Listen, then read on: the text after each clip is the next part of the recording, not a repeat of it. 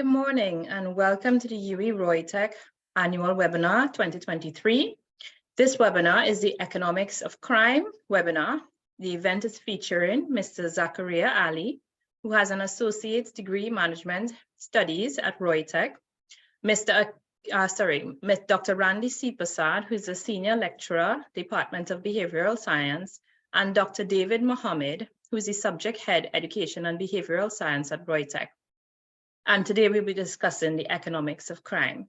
So we have our welcome this morning, and we have three welcome chairs. The first is Mr. Wendell Long, who is the Subject Head of Economics at ROYTEC.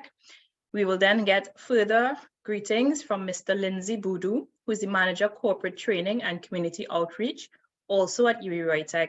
And then we'll get greetings from the Department of Economics at the University of the West Indies, which will be given by myself. So we start off with Mr. Wendell Long. I turn over to you. Thank you, Dr. Frederick. Welcome, ladies and gentlemen. All right, this seminar, the third in its rendition, serves as a platform for generating insightful discussions, actionable recommendations, and tangible solutions that can help mitigate the impact of economically motivated criminals in Trinidad and Tobago. Together, let us move towards a safer, more prosperous, resilient nation. This collaborative webinar is definitely one of topical interest, and I would like to express my deepest gratitude to the Department of Economics and ROYTEC for organizing this seminar, as well as to our esteemed panelists for sharing their expertise. Additionally, I would like to extend my appreciation to all the participants who have joined and all members of the audience joined us today, as your presence adds valuable and significance to our discussion. Again, on behalf of both institutions, I welcome you.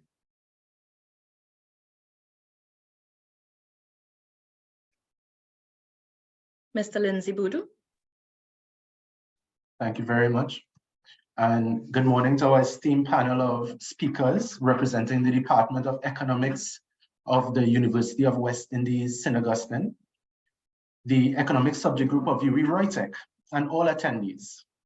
It gives me great pleasure to say a few words on behalf of the Executive Director, Ms. Wendy Augustus, as well as the management and staff of ROYTEC on the third annual Economics Forum entitled Economically Motivated Criminals Affect the Prosperity, Sustainability, and Development of Our Nation. Deliberations like these are critical to an understanding of the complex nature and impact of criminal activity on the stability of nations. This is not only a local, regional, or international issue. It is certainly a burning global issue. Wherever there are criminals, and especially when there's organized crime, there certainly will be instability. And so I am happy that this type of discussion is taking place so that panelists and attendees have both opportunity and voice in addressing an issue that is powerfully and negatively impacting our daily lives, and I dare say, the possibility of a future. I hope there are many more fora of this nature. And I hope that you're able to provoke thought and spark debate that could possibly lead to workable solutions in addressing what I consider to be one of the largest challenges facing our beloved nation. I thank you, Chair, for the opportunity to partner with the Economics Department once again. And I wish the panelists and attendees fruitful deliberations. Thank you. Thank you very much.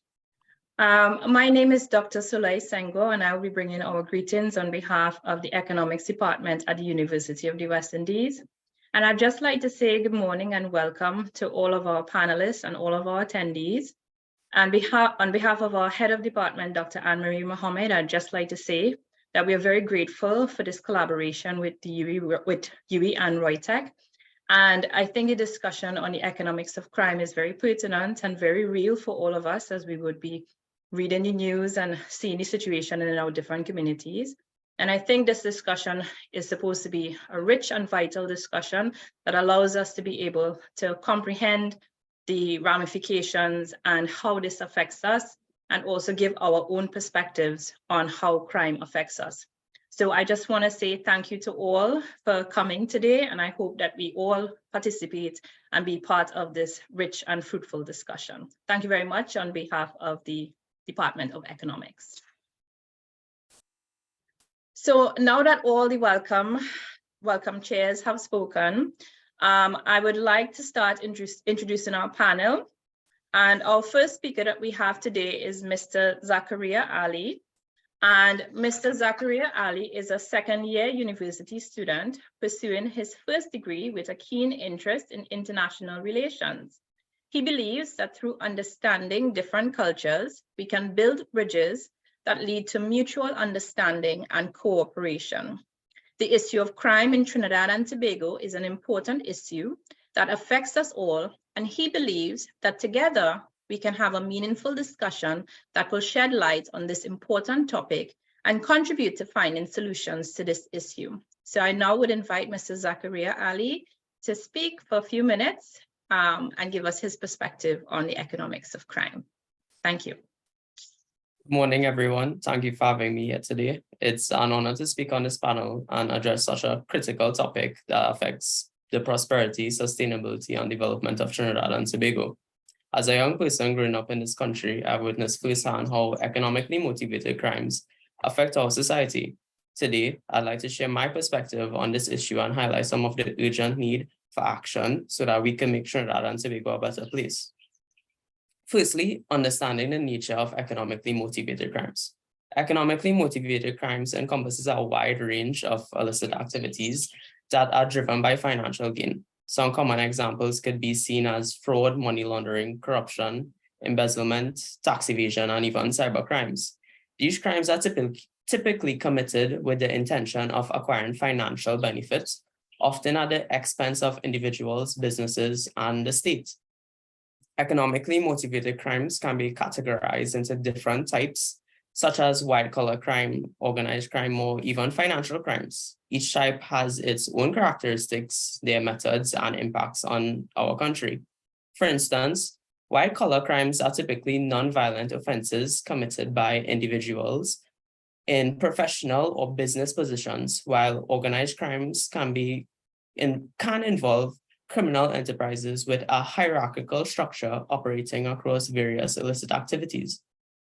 According to the 2020 Global Economic Crime and Fraud Survey by PwC, 47% of organizations in the Caribbean reported experiencing economic crimes, which is higher than the global average. This indicates a prevalence of economically motivated crimes in the region, including Trinidad and Tobago. So, how does this affect our youths? Trinidad and Tobago faces several socioeconomic challenges that provide a fruitful environment for economically motivated crimes. Income inequality and high poverty rate creates an environment where individuals are driven to desperate measures. Limited employment opportunities, especially for the youths, worsen these conditions, pushing some into the depths of criminality. Additionally, inadequate access to quality education and skill development perpetuate these cycles of poverty and limits the avenue for economic advancements. This can be seen where going to a private or prestige secondary school opens up opportunities for some, while going to a government-funded secondary school may place certain persons at a disadvantage. Employers are more likely to hire individuals based on their economic or educational background, and this puts persons of a low socioeconomic background at a disadvantage. According to the International Labour Organization, the ILO, the youth unemployment rate of Trinidad and Tobago was 20.8% in 2020. This high rate of youth unemployment increases the exposure to economically motivated crimes, as they struggle to find a means to earn a livelihood. We could also talk about institutional effects. Governance and institutional challenges contribute significantly to the persistence of economically motivated crimes. Weak law enforcement and judicial systems plagued by inefficiencies allow criminals to operate with immunity, Insufficient resources and training for law enforcement agencies hinder their ability to effectively investigate and prosecute these crimes. The impact of economically motivated crimes is far-reaching, affecting both our economy and our society. Economically, these crimes impose direct and indirect costs. Businesses suffer from revenue loss, and governments face reduced resources from public services and investments. Foreign direct investments is a crucial driver of our economic growth. It is a deterrent for the perceived risks associated with economic crimes. As a result, opportunities for job losses there's a loss of job creation and innovation in our country. Transparency International Corporation, the index which ranks corruption in the world, 2020 ranked Trinidad as 77th out of 180 countries, indicating the existence of corruption within the country. Corruption and weak governance not only enables economically motivated crimes, but erodes public trust in our institutions. According to the Inter-American Development Bank, IDB, illicit activities, including corruption and money laundering can cost Trinidad up to 5% of its GDP. Annually, this represents a significant drain in our resources, hindering economic growth. Addressing these challenges requires a multifaceted approach that targets the root cause of economically motivated crimes. Strengthening legal frameworks and institutions is crucial to ensuring that offenders are dealt with appropriately. Enhancing our legislation and penalizing persons for these crimes would be a strong deterrent to such crimes. Additionally, improving the capability and coordination of law enforcement agencies and establishing specialized units will aid in combating different types of economic crimes. According to the World Bank's Worldwide Governance Indicator, Trinidad and Tobago scores below the global average in areas of rule of law, control of corruption, and government effectiveness, indicating the need for improvement in these areas. Promoting transparency and accountability is paramount. Implementing anti-corruption measures and strengthening regulatory framework is a crucial step in creating an environment where criminals cannot thrive. Whistleblowing should be encouraged, as it plays a vital role in exposing economic crimes and holding offenders accountable. To address socioeconomic factors contributing to economically motivated crimes, targeted programs that address income inequality and poverty are essential. According to the Central Statistical Office of Trinidad and Tobago, the poverty rate in Trinidad and Tobago was 19.9% in 2017. However, we must not neglect the socioeconomic challenges. We mustn't ignore the socioeconomic involvement necessary to address the root cause of these crimes. Investment in education and skill development will empower our youth to break free from the cycle of poverty and contribute meaningfully to our society. Furthermore, fostering entrepreneurship and creating job opportunities will provide avenues for economic advancement and reduce the allure of crime. To sum up, combating economically motivated crimes is not a task for any one entity.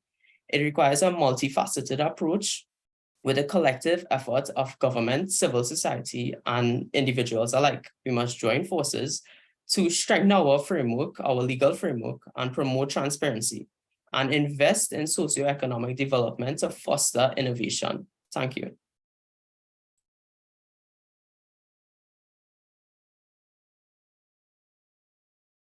Thank you very much, Mr. Ali, for that very interesting presentation. You all can write your questions in the chat, and we will address them all after all presentations have been completed. So now we go on to Dr. Randy Seepersad.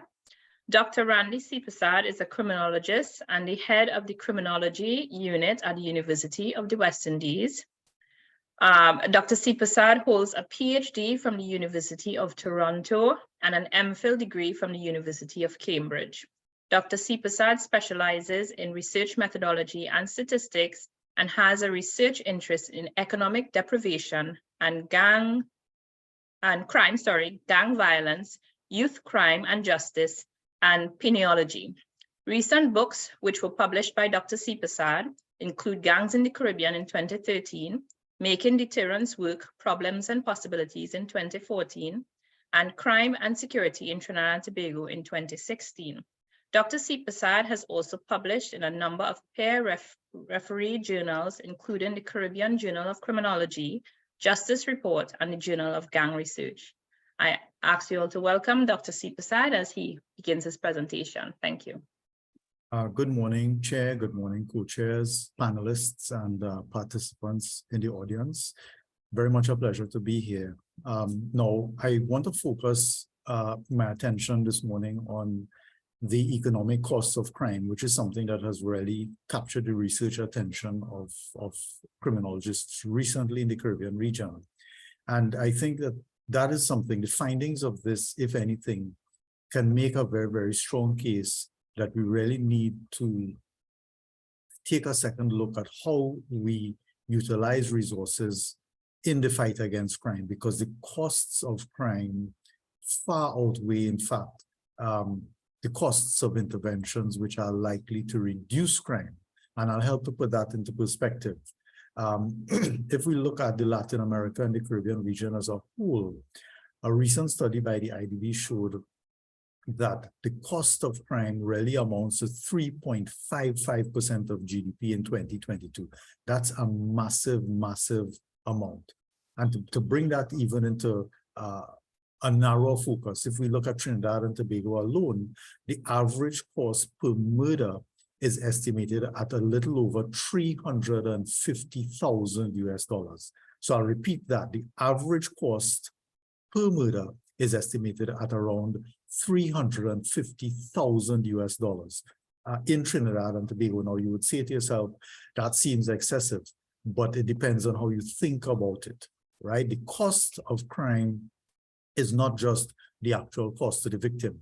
Yes, you will have a victim, let's say it's a property crime, and they've been robbed, and there's a certain amount of money involved. That's looking at it at the narrowest possible level. The costs of crime go far beyond just the immediate circumstances surrounding the crime itself.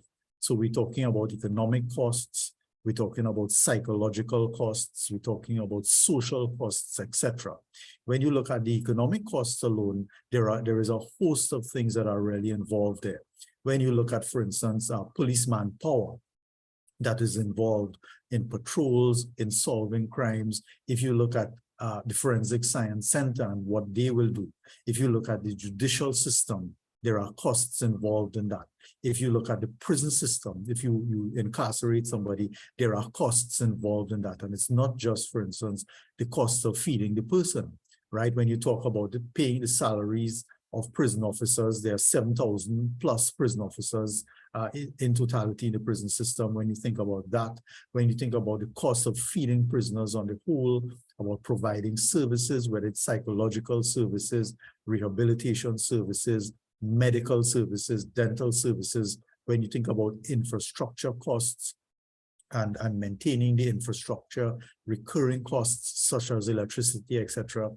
When we start to think of costs and we really start to break down the costs, the point of it is that the costs go far beyond just what we think of as the immediate costs surrounding the particular event. And then, of course, as I mentioned, there are social costs, there are psychological costs as well, and external costs that sometimes you might not even think about. For instance, let us say the business investment climate. You have a country, for instance, Trinidad and Tobago, with a very high proportion of violent crimes. Of course, it's going to,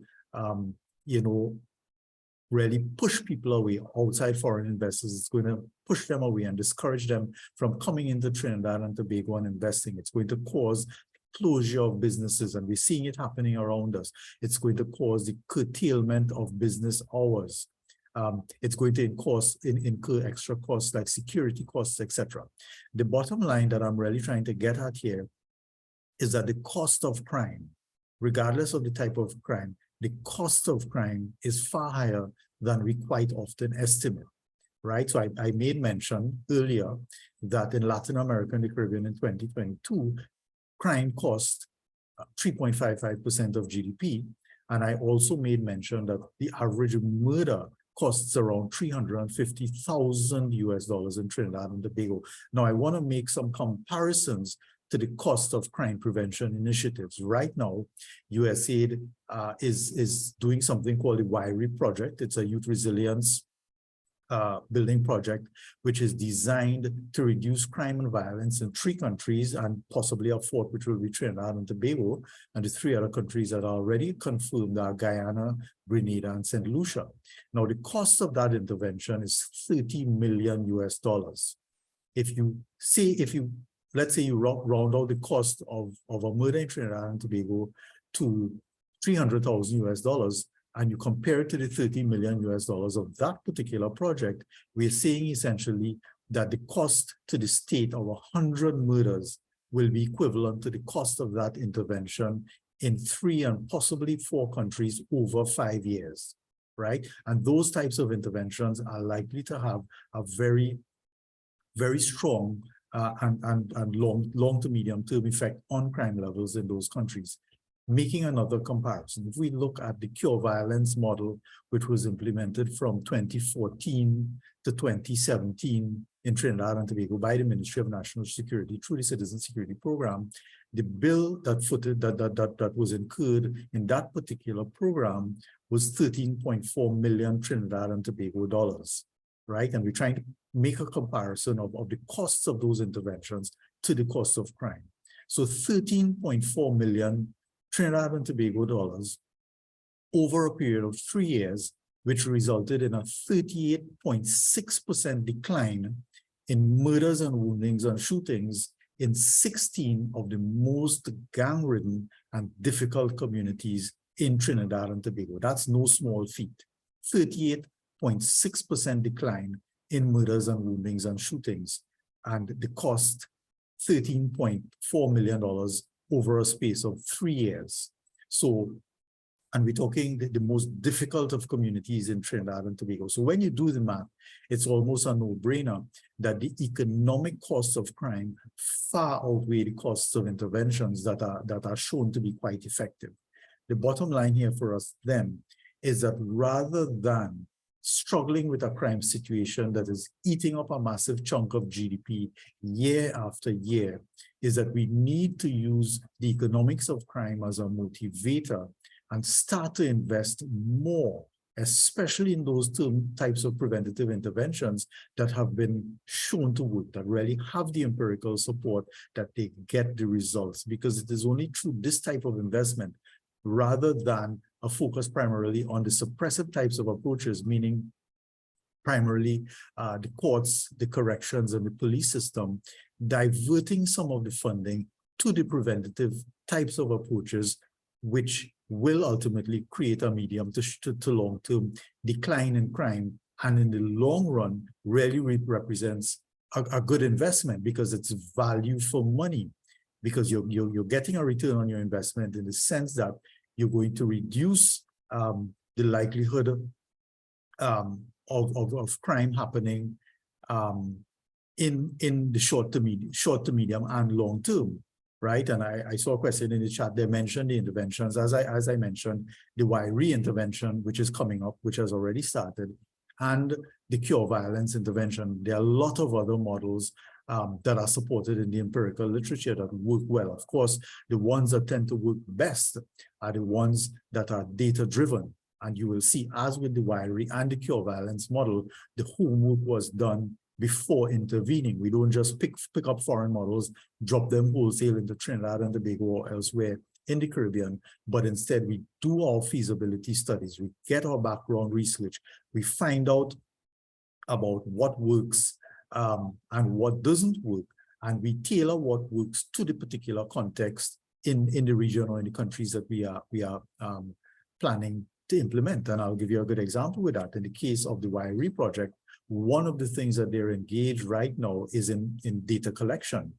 They're collecting data from random representative samples of youths across the countries that are involved, and they're going to use the findings from this data to help in the design of the intervention. So it's not just the importation of something from outside, but it's something that is homegrown and homemade based on the realities of the local context. So in closing, the point that I'm making here is that an investment in preventative interventions really will go a long way. The cost of investments in preventative interventions is far, far less than the cost of crime. If we were to invest as governments of the region in preventative interventions, in the long run, the payoff will come in terms of reduced expenditure on crime. And that by itself should really create a very, very strong motivator for the Caribbean region and indeed Trinidad and Tobago for really putting a heavy emphasis on preventative crime interventions. Chair, with that, I'll put it back to you. Thank you very much, Dr. Seepersad. That was a wonderful presentation. I think it was quite interesting to hear what was the average cost of a murder in Trinidad and Tobago. I think that was quite eye-opening. So we head now to our third and final presenter, Dr. David Mohammed. And Dr. David Mohammed is a lecturer, a sociologist, a writer, and a media presenter.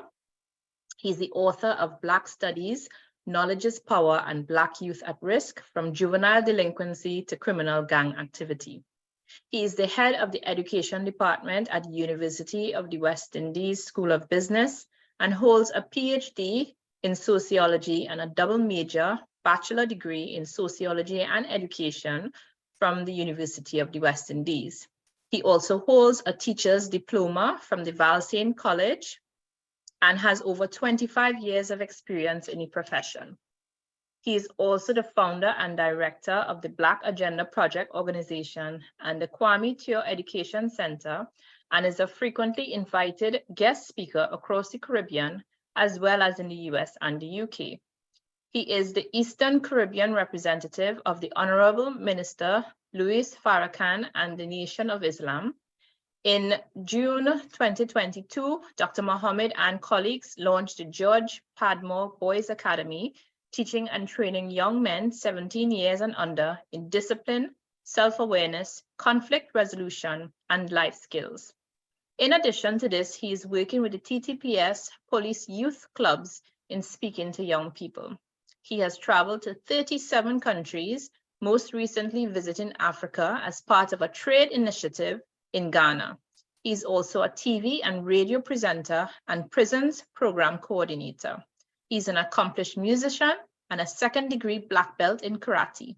He's also the former and longest serving manager of the Trinidad and Tobago national senior men's football team, the Soca Warriors, from 2007 to 2011 and from 2013 to 2016. So after that very, very interesting introduction, I welcome Dr. Mohammed to do his presentation. Thank you. Thank you so much. And let me express gratitude to Mr. Ali and also Dr. Seepersad for the wisdom that they shared. And I pray that I can contribute something of value to this conversation. I want to start off highlighting the fact that sociologist Emile Durkheim, who is a functionalist, pointed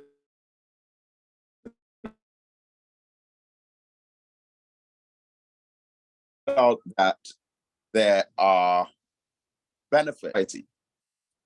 And he pointed out three in particular. He said, one, if there's crime within a society, it can lead to the required degree of social change that is needed for the society to progress.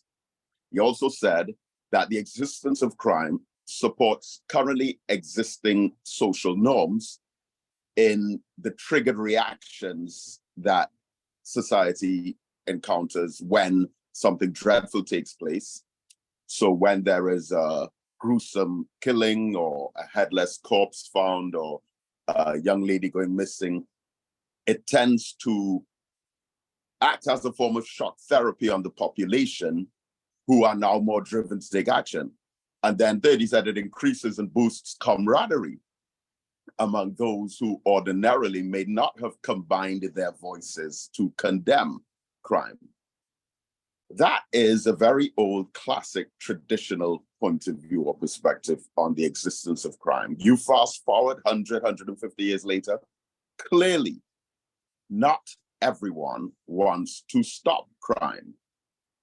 Even poverty Herbert J. Gans spoke about the advantages of poverty for a society. There's employment for those who service the poor. There's the prolonged usefulness of economic goods with a short shelf life. People would purchase secondhand clothes, secondhand cars, about to expire food. So everything that is condemned in the society is not necessarily an issue that wants to be corrected, ended, or mended, but more so managed. And it appears to be that way with crime in Trinidad and Tobago. And of course, one of the major motivating factors has been and continues to be economics. But one of my main concerns at this point is how normalized that has become, how taken for granted it is that criminal behavior in our society is labeled under so many different subcategories, but the most consequential of it economically is not even addressed most of the time. We are obsessed, for example, with the stamping out of street crimes, and in particular crimes that induce fear and terror and trauma on the population. The whole idea of personal security, locking doors, closing windows, having alarm systems, as opposed to the magnitude of white-collar crime that in many times is responsible for the employment of those on the street level who are now becoming more organized, with hundreds of gangs being identified by the National Security Services. It started off in 2003.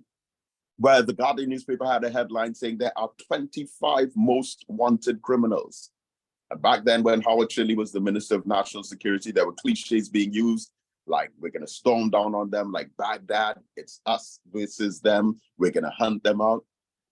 And then just 2 years after that, there was a front page Express newspaper when Martin Joseph was the Minister of National Security, where he said there are 500 gang members in 66 gangs.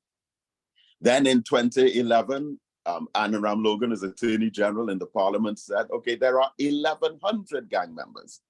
Then a few years after that, it was Mr. Dillon, as Minister of National Security, said, okay, now it's 1,700 gang members in 159 gangs. And then they went on to say there are 211 gangs. There's a constant growth and expansion, and people are focusing on those numerical statistics on the street, but not necessarily what is taking place up on high.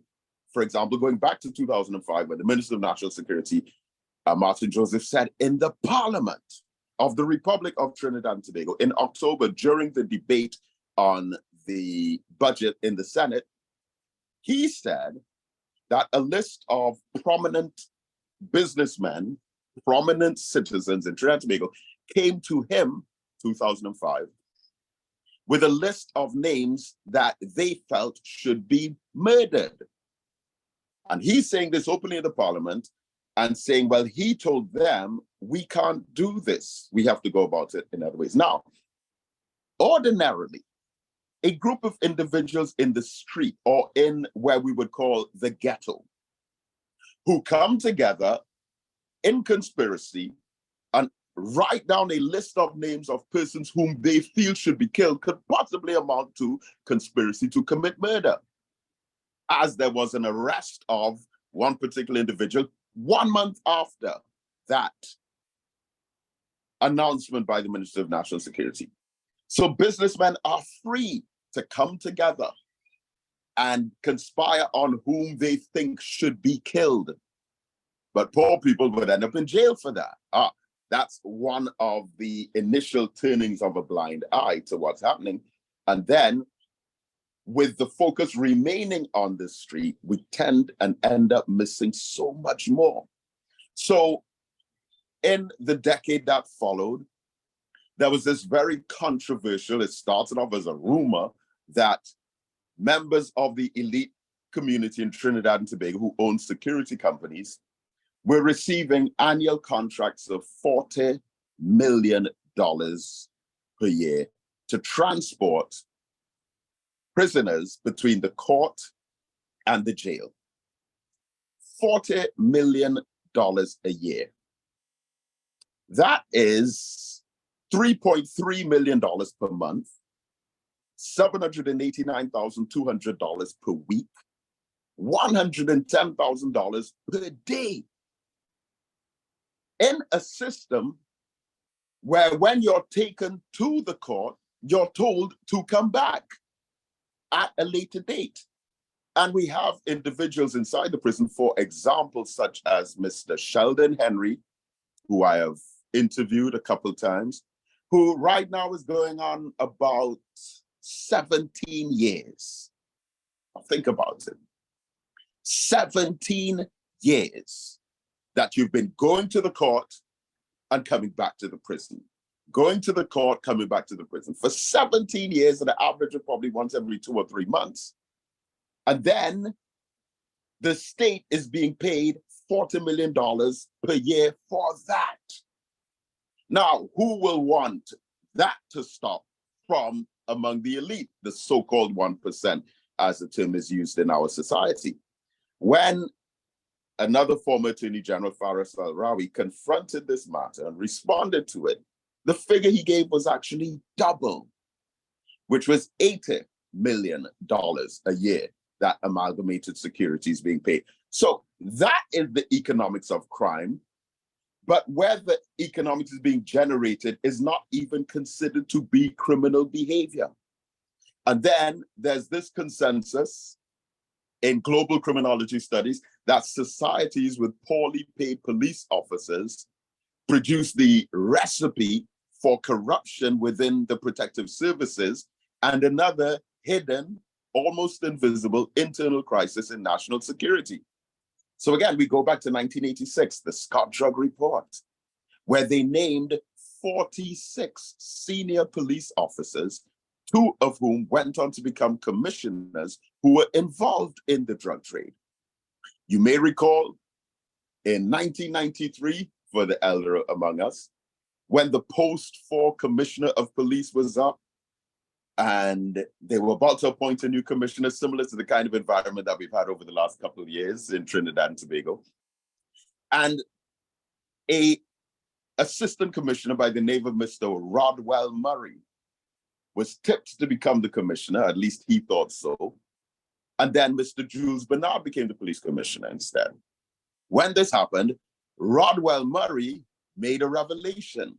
He said, after not being picked for the top job, he said there is a drug trafficking police mafia within the police service. Now, a drug trafficking police mafia in the police service, he says this in public, so then Prime Minister Patrick Manning had to call for another commission of inquiry, but this time he called in Scotland Yard from overseas, and they tabled their findings in the Parliament on December the 9th in 1993. And the findings were, there's not just one drug trafficking police mafia in the service, but there are 2. Both of them in conflict with each other, and they are working for what would be described as big fish, legitimate, prominent businessmen. That part of our crime problem is going under the radar. Up to 12 police officers were just arrested out of the Sangre Grande police station. And we're hearing that it was stated just last week that $134 million extra is going to be allocated to the Ministry of National Security to solve crime. And again, so much of it is in response and reaction to the street criminal, and hardly anything is being done about those on top who are controlling the empire. So I close by saying the whole system creates a lust and a greed for the windfall dollars that come as a result of mismanagement of the entire crime problem.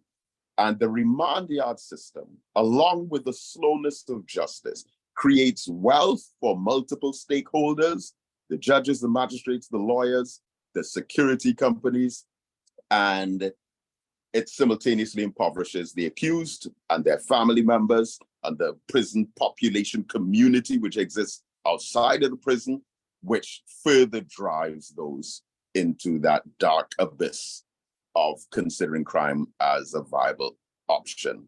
So I hope that something that I said would have provoked some thought on the reality of our situation. And I turn us back over to our moderator. Thank you. Thank you very much, Dr. Mohammed. I have to say we've had 3 very interesting presentations, each with a different perspective. Please be reminded that you are free to put your comments in the chat as we'll be opening for questions and comments at this time. If we have no questions as yet, I actually am ready to start the ball rolling because I thought it was quite interesting. My first question I'd like to ask to Dr. David Mohammed, who has just presented. And what I'm gathering from your presentation is that you're saying the system is designed to perpetuate the crime or the structure of crime because it has economic benefits, and I assume it creates employment and has a certain ripple effect. So there's a certain desire to remain with that status quo. But my question to you is, how would you propose to help combat that situation? So what sort of proposals would you put forward for us to deal with the situation that seems to want to perpetuate crime? Right. And I believe sincerely that everyone has their part to play. One of the most troubling things about the crime situation in Trinidad and Tobago is how progressively it has evolved. So, for example, if you look at crime statistics, murder statistics in particular, over the last 20 to 25 years, it's the same countries: El Salvador, Guatemala, Honduras, Jamaica, to a lesser extent, Brazil and Mexico. And then Trinidad and Tobago was nowhere near the top 10 25 years ago. All of those countries that were there 20 years ago are still there.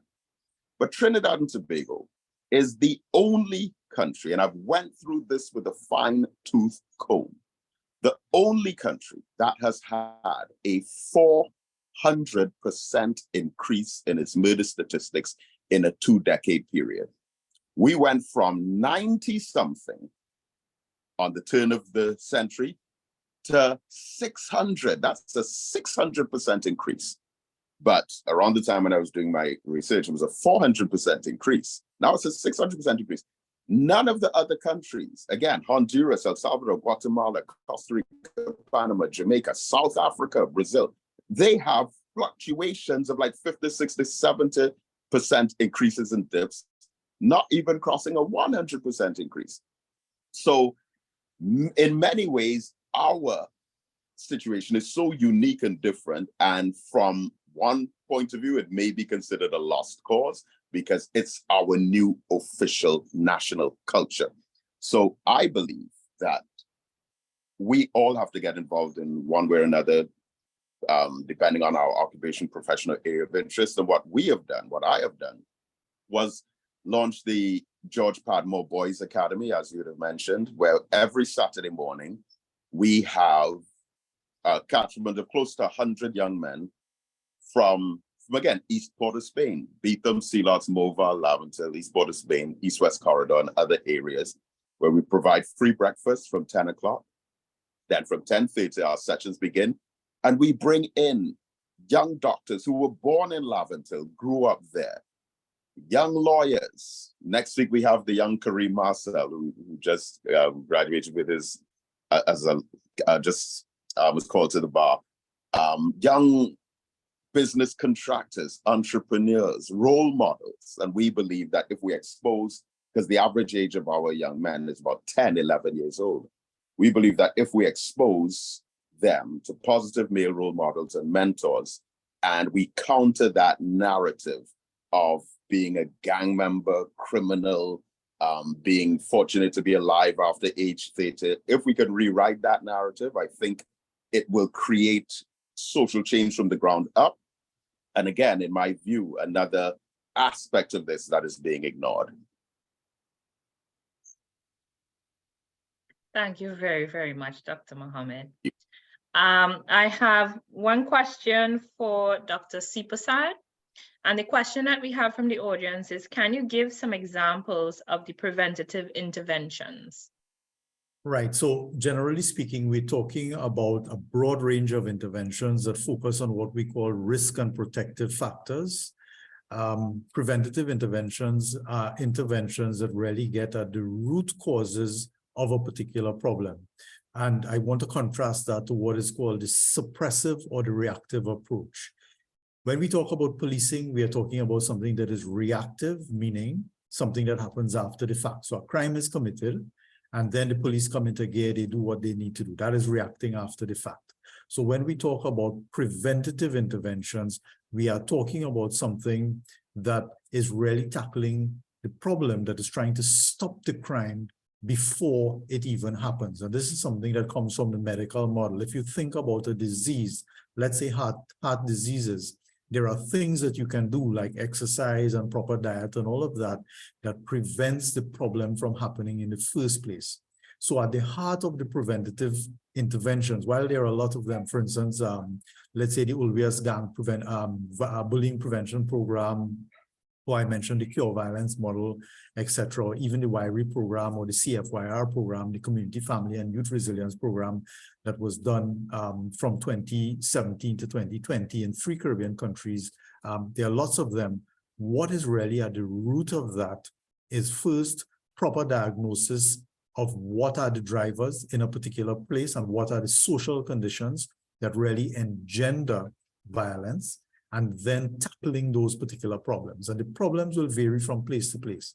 In some places, it could be problems with the family, whether it's family criminality, family drug use, family violence, family rearing practices, etc., etc. So if we do our data analysis, we figure that the family is one of the key issues that is affecting violence in a particular place, then we put measures in place that would really help to improve the functioning of the family so that youths are raised and socialized in such a way that they become less likely to engage in the commission of criminal offending, right? So broadly speaking, preventative interventions are any kinds of interventions that capitalize on a focus on root causes as well as protective factors to help prevent the problem, in this case, crime, before it happens.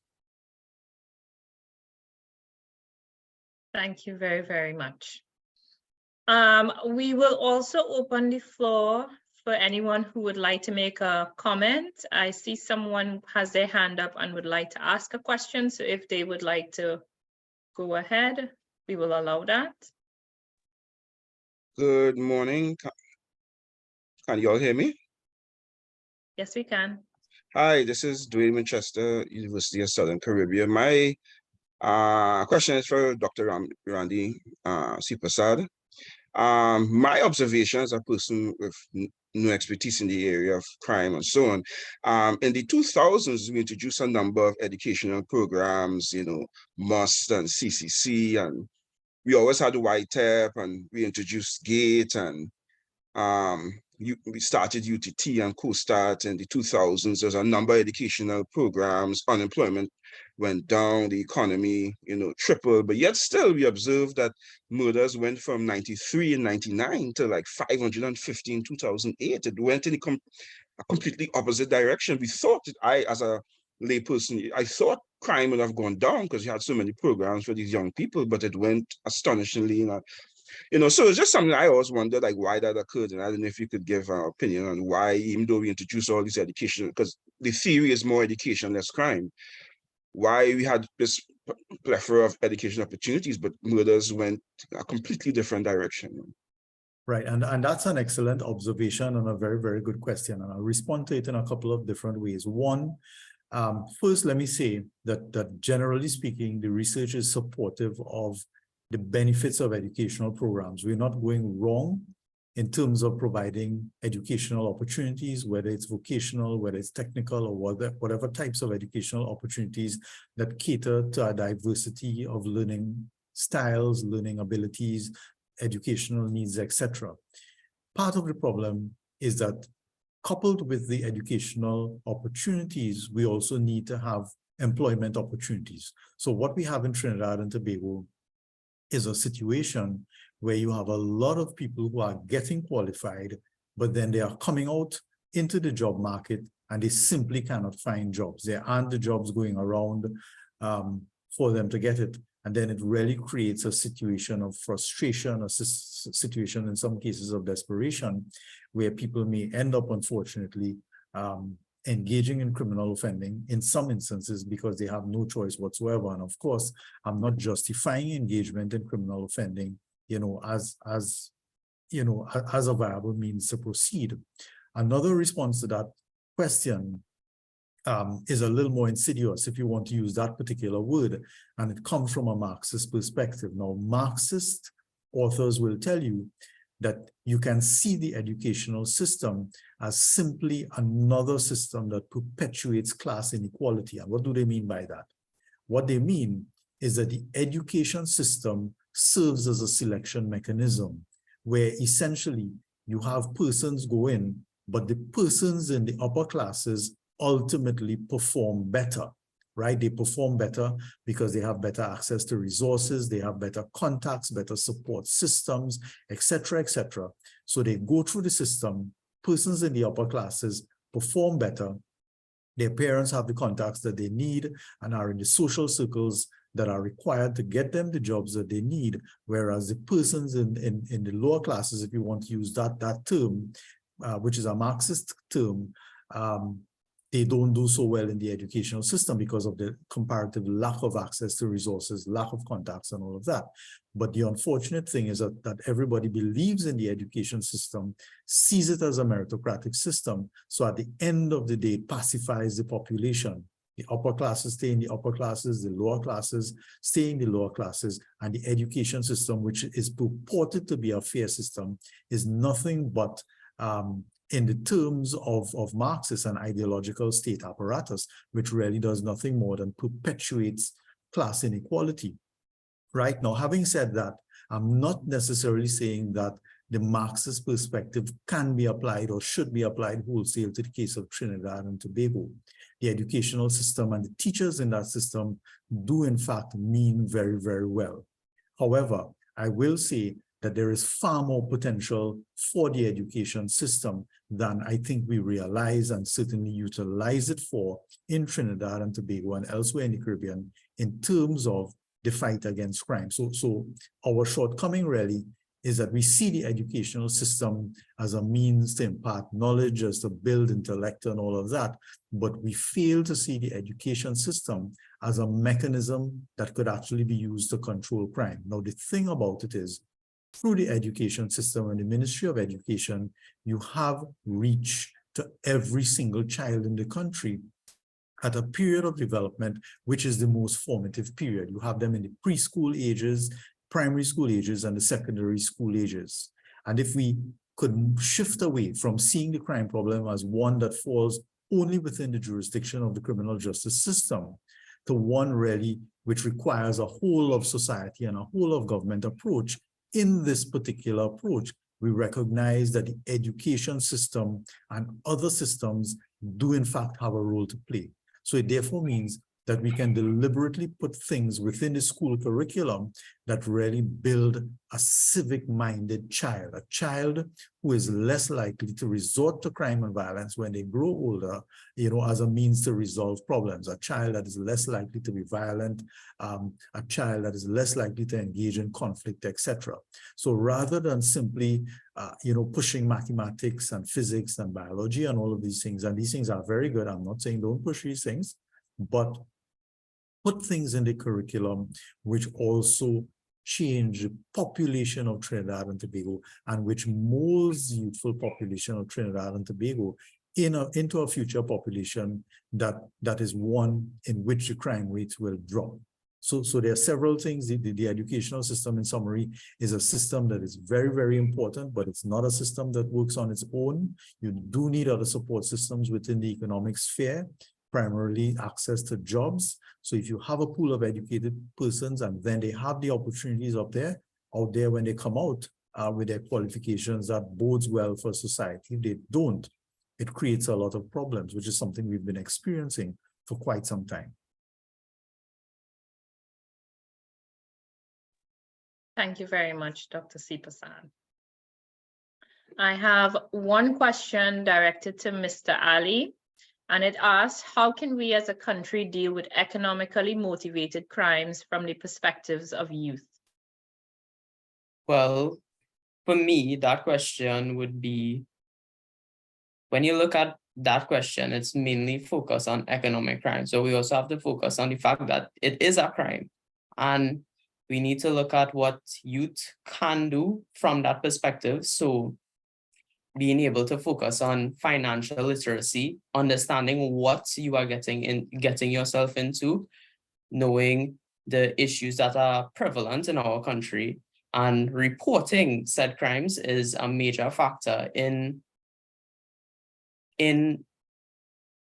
dealing with it. We have to allow persons to stand up for themselves and report these crimes, as turning a blind eye is something that is very easy to do, but it's something we should look into. Thank you very much.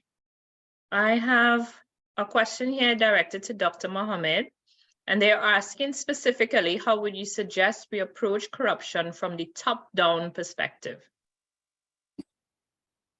Well, there has to be a culture change.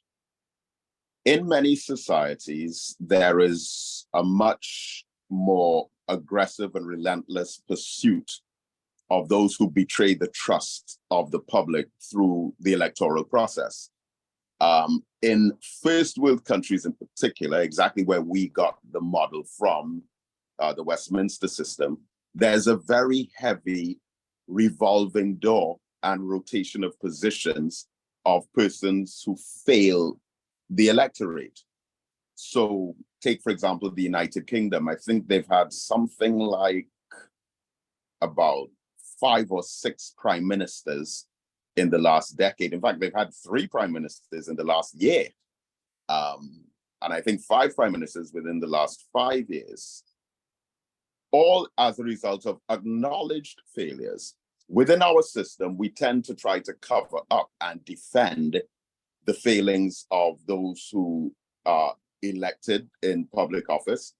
And therefore, there is very little apprehension of persons who are guilty of white-collar crime or corruption on that top level. They would stay in office, they would get away with it, they will institutionalize the power that they got from the general public. So there has to be a complete culture change in that. But if I may be permitted, I'd just like to say something very, very quickly on the question regarding why it is that education has failed, or why it would seem that way. And of course, I agree completely with what Dr. Seepersad said regarding the neo-Marxist perspective on how education is being used. But this is not just education by itself, to the person who asked the question. It's a combination of causal factors. In particular, we have broken homes, dysfunctional families, and faulty parenting. We have negative peer group influences, and then we have educational underachievement. Each of these factors work in tandem with each other. Also, poverty and unemployment, lack of personal motivation. If a child comes from a broken home, or there's an absentee father, then the possibility of negative peer group influences from a gang, or a gang leader who now becomes the father figure, replacing the biological father as a mentor in the life of that young individual. If the father is absent, then the lure, the pull, and the attraction of a gang leader becomes a lot stronger.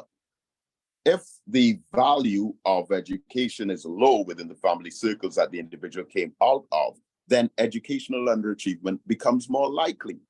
So some of those conditions strengthen the possibility of others occurring.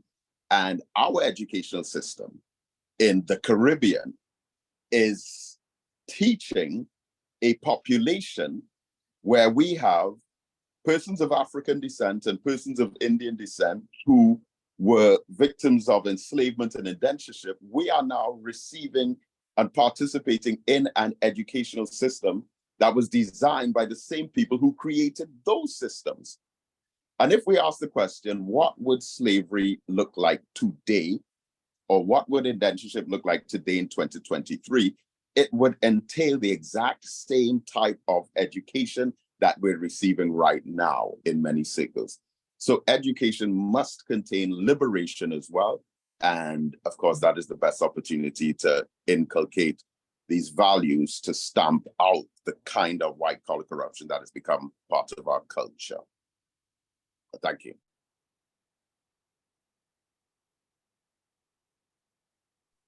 Thank you very much.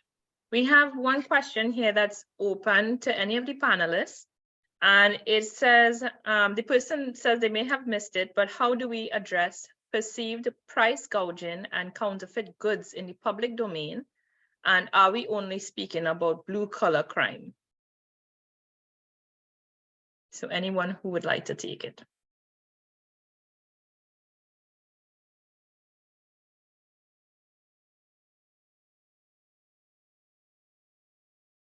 That's not one for me, Soleil. I think I will pass on that one. But I wonder if you'd permit me to jump to another question, and then perhaps we could come back to that one while the other panelists. Sure. There was a question on just lower down on the list. Is there any evidence in the Trinidad and Tobago context that crime is responsive to our boom and bust cycles? So you're talking basically about the relationship between economics and crime and the economic well-being of a country or not and crime. So there are several answers to that. Anne-Marie Bissessa actually in 2013 in a book called Gangs in the Caribbean provided a very, very interesting perspective on that particular issue. And one of the things that she mentioned there was that in Trinidad and Tobago, we had actually 3 oil booms. But one of the unfortunate consequences that I think we didn't recognize early on is that those times of economic ease, if you want to put it that way, when money was floating around and money was no problem, it really spoiled the work ethic of the population in Trinidad and Tobago, meaning that people had reached a point where they barely had to work for money. Money was just flowing. Consumption was increasing, and there is a term you'd see in the sociological literature called conspicuous assumption, you know, a preference for foreign goods developed where imports started to increase very rapidly, especially from the United States, and we developed a very strong preference and taste for foreign goods as opposed to local goods. So one of the unfortunate things that happens during times of economic booms is that it creates a situation where it can set up unrealistic expectations. Things are going good, money is flowing, but the booms and bust cycle work just like that. You have a boom, but it's not going to be a boom forever. And when there is an economic contraction, people's expectations don't normally contract together with the economic contraction. So people still have expectations that things are going to come easy. We don't have to work very hard to get the money. The money is going to keep flowing, et cetera, et cetera. We're going to be able to live with the level of consumption that we have been accustomed to for so long during especially the boom cycle. So that boom and bust cycle has really affected us in a very negative way, meaning that in many sectors in the country, we've reached a point where we have very, very poor work ethic. You know, we don't put the level of effort. We are not held accountable quite often, as you would see, especially in developed countries where you're paid hourly, regardless of the job many times. And if you don't put in the work, you simply don't get paid. There is proper monitoring of quality and all of that, right? So at a national level, what it signals is that we as a people have to recognize that we have to do our part. We have to contribute to nation building. And Mr. Ali said not too long ago, in response to the previous question, that even the youths have to play a part. They have to play a part in nation building.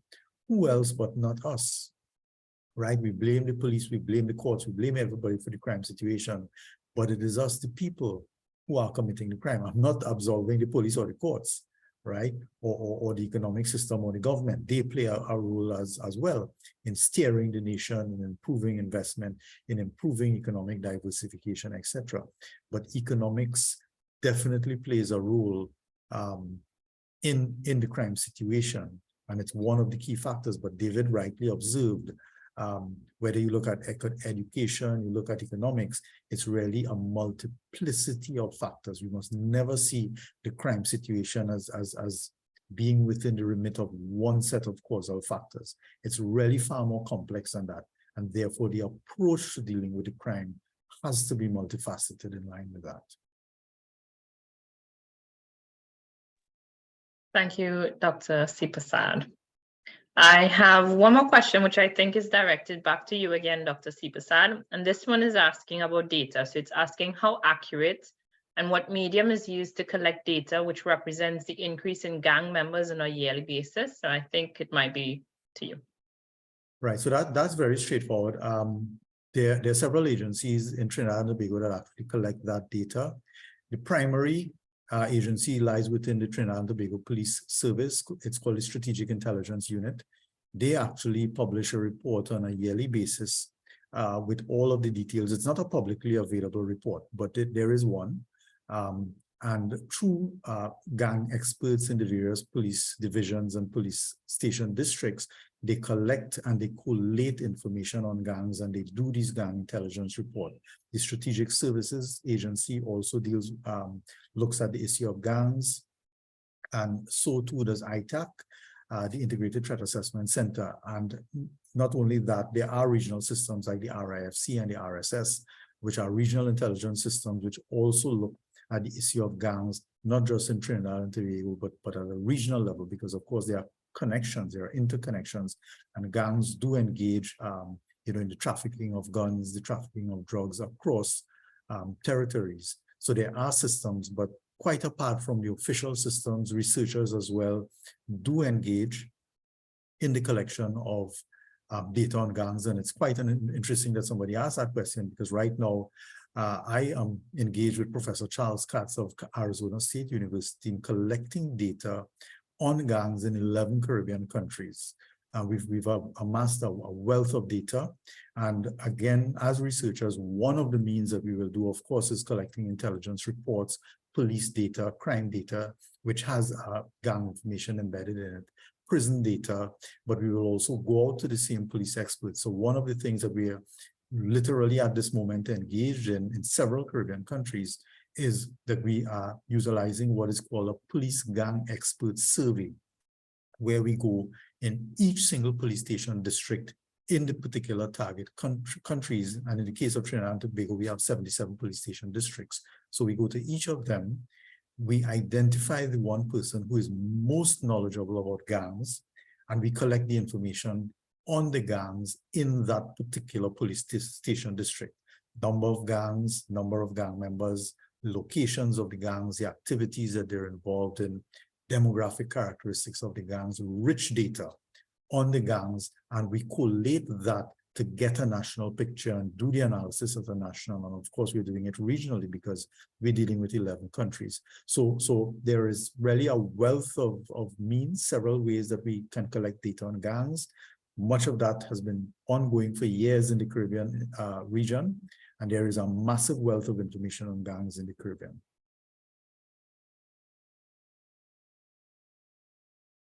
Thank you very much.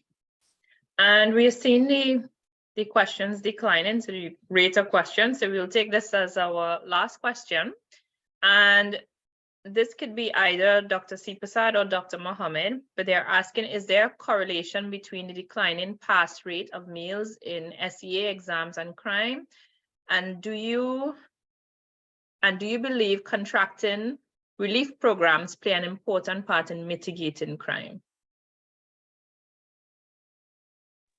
I'll take the second part of the question, but not the first, because I've not examined the data on that. So I don't know, David, do you want to try? Are you able to respond to the first? Well,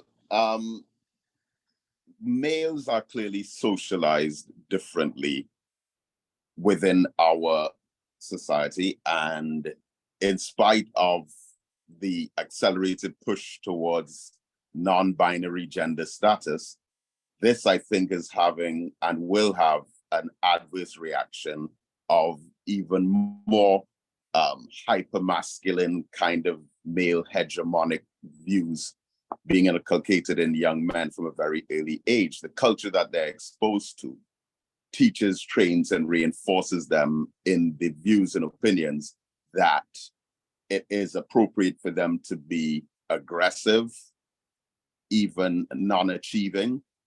We've had a number of cases with our youth academy of young girls who complain about their boyfriends being very unhappy with them pursuing education. We even had a case of a young man who burnt his girlfriend's school books because he felt that his closeness to her would be at risk if she becomes too educated while he remains in that kind of unachieving scenario. The songs, the music promotes it. The images on television promote it as well. The video games also facilitate it. And so it's no surprise, and it's been this way for quite a while. But the Jamaican sociologist Errol Miller wrote about the teaching profession 100 years ago, where he said most of the school teachers were males. And even in the early days of the teaching profession in Trinidad and Tobago, men used to wear a shirt and a tie, you know, but 100 years later, you have about 80% of the primary school teachers being female, approximately 60% of the secondary school teachers being female, and literally the statistic I understand is 100% of the ECCE, the early childhood care and education teachers, are also female. In addition to this, the girl children are present with their mothers as an immediately visible and available role model for them to fulfill. So while the father is absent from the home, the person that they would seek to emulate or gravitate towards would be a character that may not necessarily be ideal to emulate or follow. And of course, that will have an effect and an impact on the lower performance rates of boys. My first interaction with ROYTEC was delivering a feature address for a graduation back in 2017. And I remember on that day, there could have been, I would estimate, about 600 graduates, of which at least 500 were women. Barely 100 were men. And these are positions of supervision, of business administration, management. But when you go into the prison, which I do fairly often, at least before the pandemic was there a lot more, there are almost 6,000 men in prison. I addressed the entire women's prison population a couple of years back, and it was 105. 105 women compared to almost 6,000 men in prison, but in a graduation, 500 women compared to barely 100 men in a university. And all of this would be linked directly to the socialization process, the secondary socialization process of how men are brought up and trained. But just one last thing, someone had mentioned something about the blue collar crime in this society. And I want us to be mindful of the fact that there are a lot of crimes that are committed in differential association. So two people can get together to commit the same crime.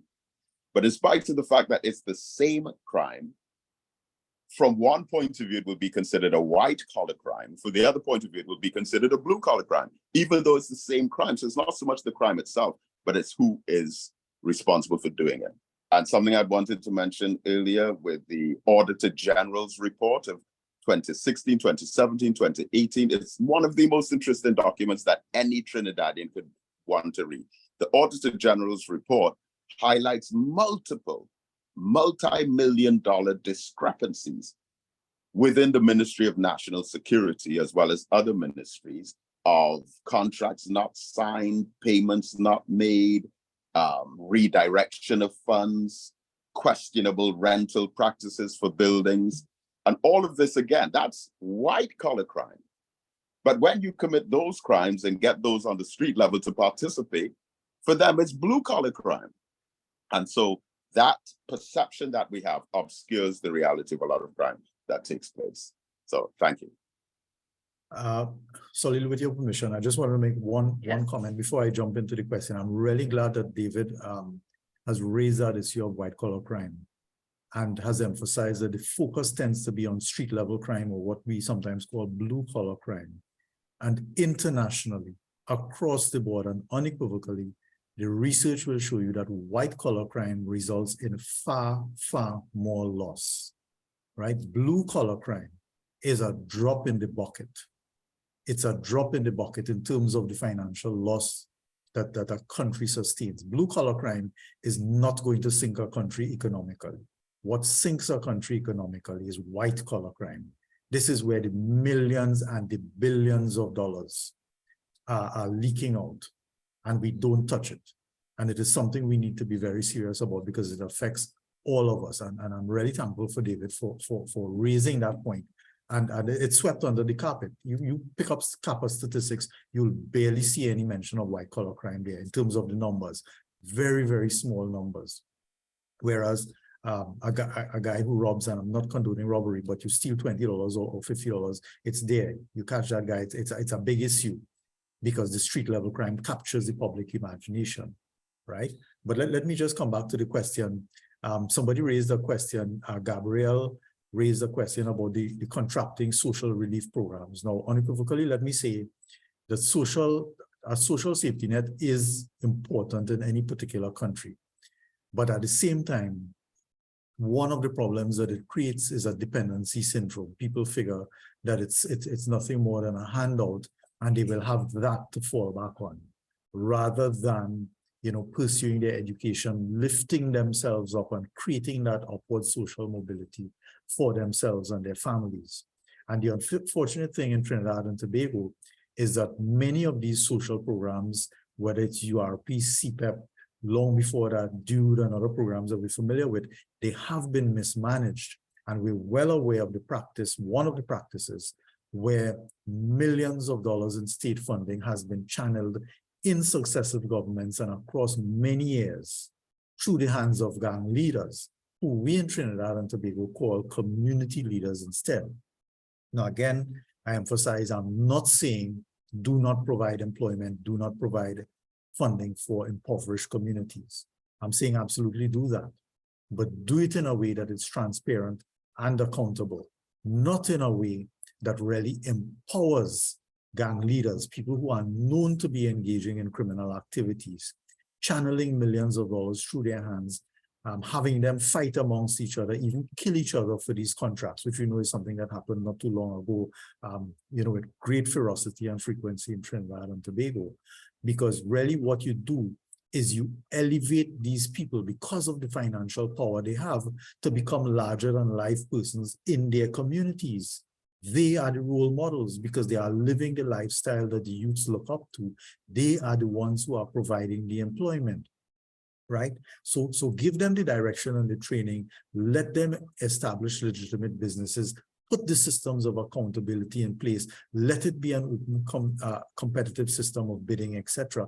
Ensure that the work is done, meaning accountability, financial transparency, and all of that, rather than making the situation worse. And this is something that I've seen over and over and over in intelligence reports on gangs, where the intelligence agencies and the police are saying that channeling millions of dollars through the hands of gang leaders is making the problem worse, not better. And yet successive governments have continued to engage in that particular practice. So I'm all for social safety nets, but we have to do it properly, right? And I just want to touch very, very quickly on the issue in the second question from Malik. Malik mentioned something about Trinidad music.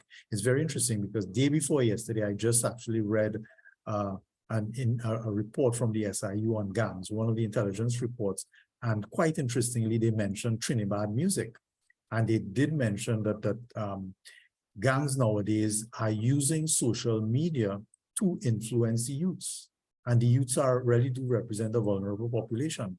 So they are expressing themselves through music. They are issuing channels through social challenges to other gangs through social media. Sometimes they commit crimes and they broadcast the information through social media. Trinidad music being one of the means of expression.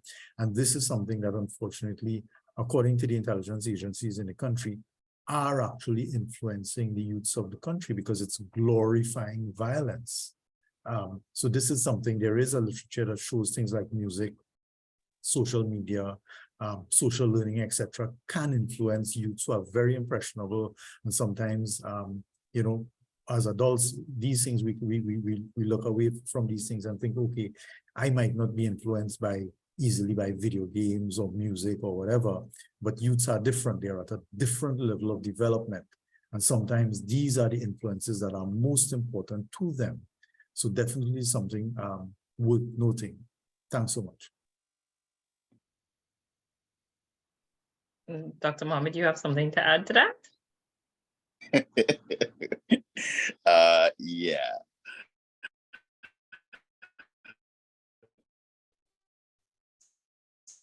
So I just want to make a point about Trinidad music because mine in primary school.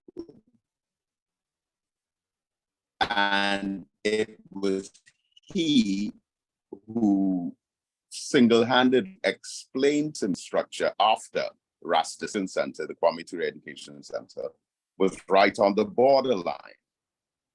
And at the time of the whole Rasta City versus Muslim conflict, and you know, people felt we were insane as a Muslim group to build a center right there.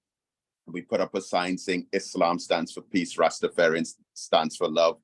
Peace and love cannot be at war with each other unless it's not real peace or it's not real love. We actually removed the sign because the gang conflict, technically there's no more, at least not in Port of Spain, there's no more Rasta City versus Muslim gang warfare. That does not exist anymore. Those identities may exist, but there'll be more internal issues with the Rastas and internal issues among the Muslims, more so than, say, inter-conflict. But it was the head of the founder of Trinidad, and this is at least 3 years before it took off like this. He explained these identities of 6, 7, 8, and 9, which they're not postcodes, even though the post office is their staff about surrounding it until very recently. So these identities actually existed within the framework of the culture exclusively.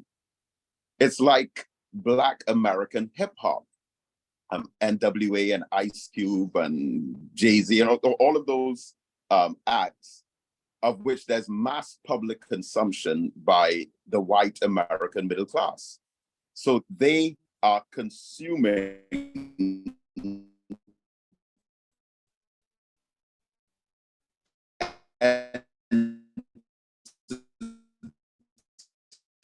entertainment products that are speaking about gang violence, murder, of causal factors. The young person listening to that kind of music, who is already living within those kinds of circumstances that are being described in the song, is more likely to be influenced by them than, say, another person listening to the same music who's in a completely different environment. Like in one of those songs, it actually says, if you come out on the bus route by the tamarind tree, you will get shot. I remember hearing that song and being really alarmed by it, because that's somewhere where I drive past almost every day. Say, if you come out there, you will not might be, you will be shot. Now, if you live near tamarind tree in Laventille and you're hearing that, you might feel some kind of rage towards the person who wrote it or those who promote it, as opposed to someone who doesn't have a clue of where the tamarind tree is. And so because of some of those environmental factors that are present at the time when the listener is being influenced by the music, it increases the propensity for there to be some kind of reaction. And it's very unfortunate that after at least 3 or 4 or more years of this music being in existence, that it has now exploded with this violence. But it started off as just back and forth diss tracks and, you know, among a whole lot of former colleagues. So, you know, I hope again that it can be sensationalized a little bit less, and that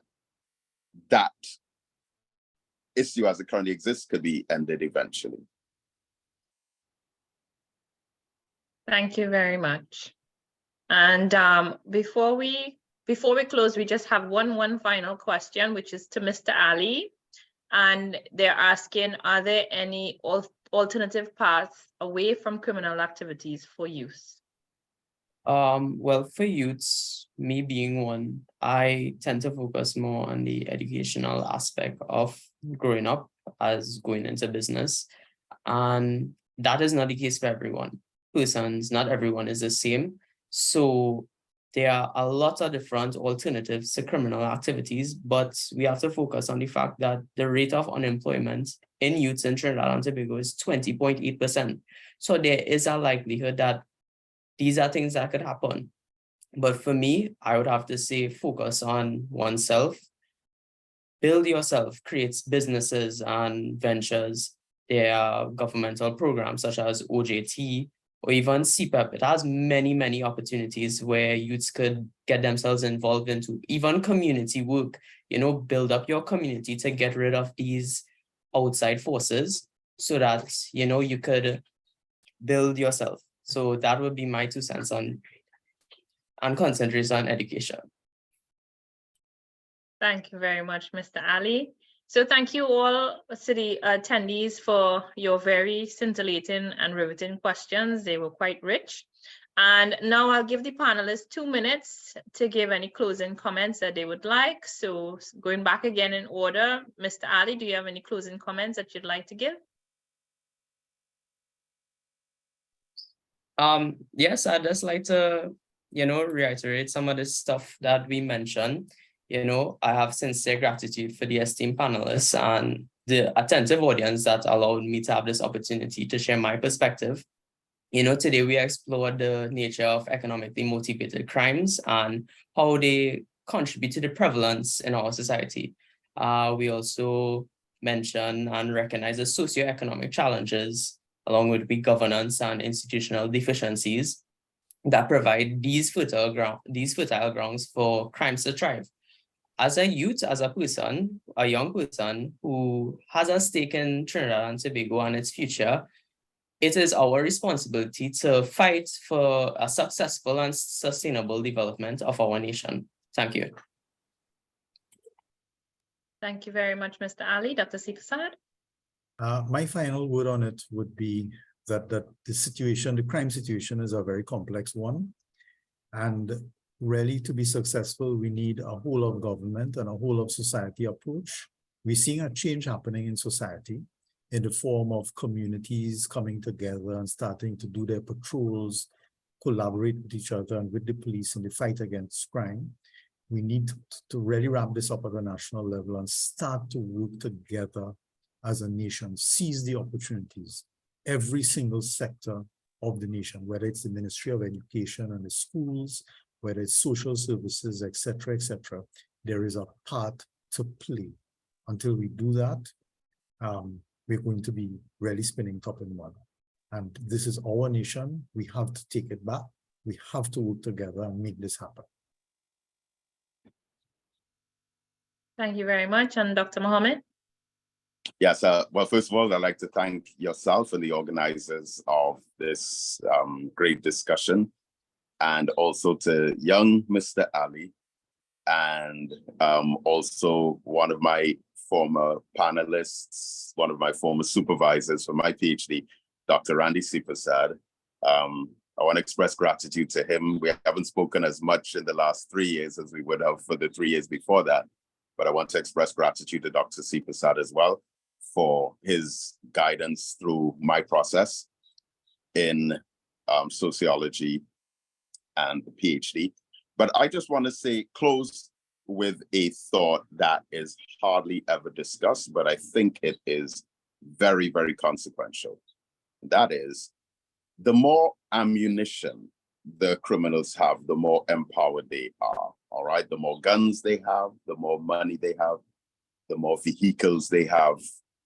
These are empowerment tools for the criminals, but there's one other empowerment tool that they are in possession of, which we are in control of.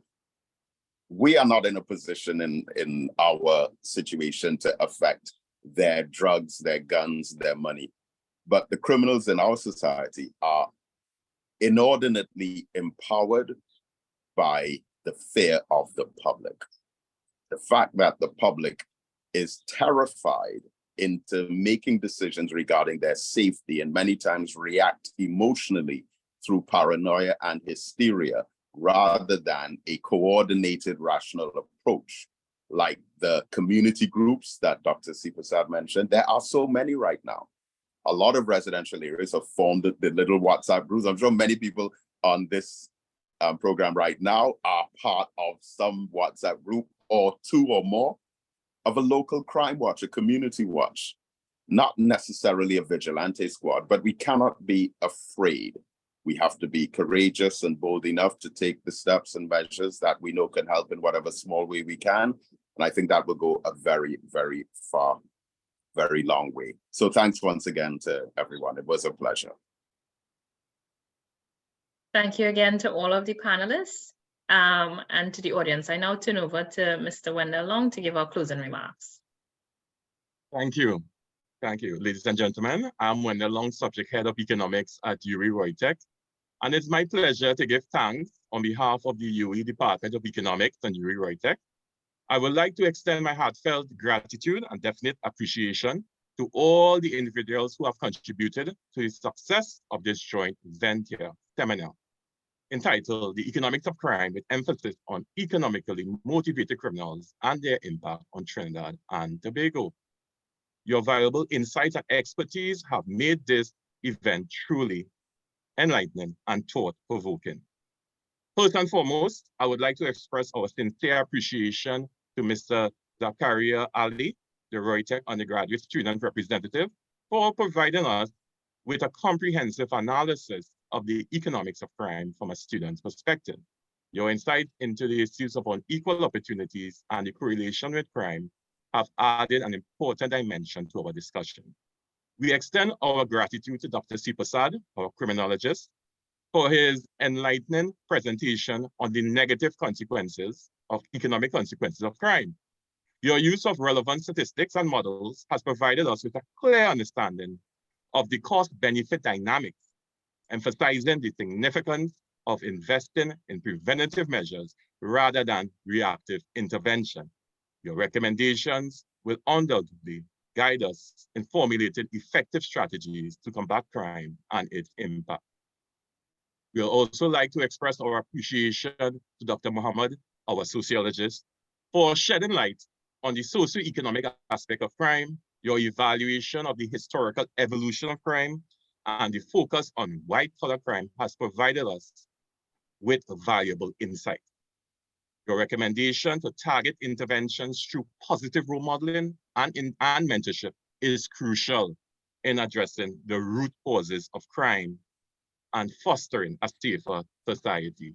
Our gratitude extends to the respective institutions for granting the necessary approvals and support for this seminar.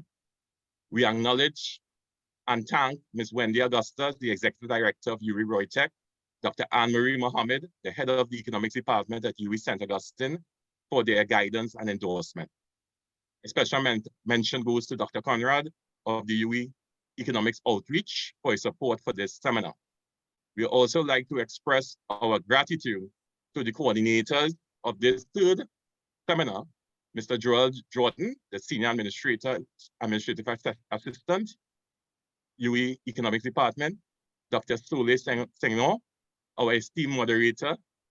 Your meticulous planning, coordination, and facilitation of this seminar is definitely appreciated and contributed to its smooth execution. Lastly, we extend our appreciation to ROYTEC Economics Subject Group and the members of the UE St. Augustine Economics Department for their participation and support in making this seminar a collaborative and enriching experience. To the panelists, representatives, coordinators, participants, members of the audience, we are immensely grateful for your presence and valuable contribution. Your commitment to exploring the economics of crime and its impact on Trinidad and Tobago is commendable. We are confident that the insights gained today will guide us in addressing this critical issue. Once again, thank you for all your invaluable contributions, and we look forward to your continued support and participation in future endeavors. Thanks again. Have a great day.